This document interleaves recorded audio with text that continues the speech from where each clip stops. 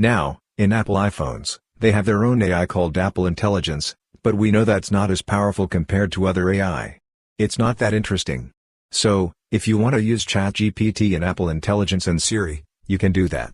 Now, this ChatGPT is better than Apple Intelligence, so you can use ChatGPT in Apple Intelligence and Siri.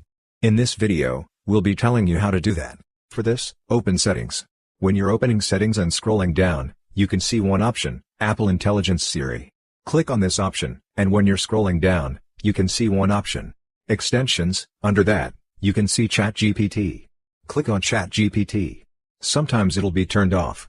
That means you cannot use ChatGPT in Apple Intelligence. If you want to use ChatGPT here, you can see the Use ChatGPT option. Next to that, you can see the Setup option. Click on Setup. When you're clicking on that, you can see a pop-up message like this. Click on Next. When you're clicking on that, you can see the Enable ChatGPT option. Click on Enable ChatGPT. When you're clicking on that, here, your ChatGPT will be enabled.